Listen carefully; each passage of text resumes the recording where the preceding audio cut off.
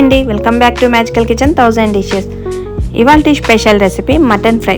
Simple and ఈజీగా, ముక్క సాఫ్ట్గా, మంచి గీ ఫ్లేవర్తో, కొంచెం స్పైసీగా ఎలా చేయాలో చూద్దాం. దీన్ని స్టార్టర్లా కానీ లేదు సైడ్ డిష్లా కానీ తినడానికి చాలా రుచిగా ఉంటుంది.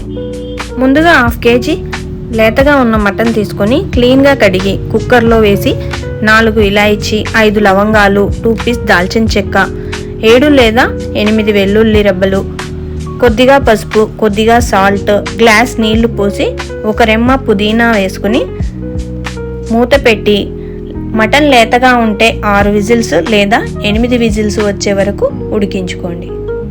తర్వాత కుక్కర్లోని ఆవిరి మొత్తం పోయాక ఓపెన్ చేసి చూడండి, మటన్ బాగా ఉడుకుతుంది. ఇప్పుడు మందపాటి కడాయిలో 3 స్పూన్స్ ఆయిల్ వేసుకొని స్పూన్ జీలకర్ర, 2 ఇలాయచీ, 1 దాల్చిన చెక్క, 2 పచ్చిమిర్చి, సన్నగా తరిగిన ఆనియన్, స్పూన్ అల్లం వెల్లుల్లి పేస్ట్, కొద్దిగా పుదీనా, కొద్దిగా కొత్తిమీర వేసి ఉడికిన మటన్ని దీంట్లో వేసుకొని కలుపుకోండి.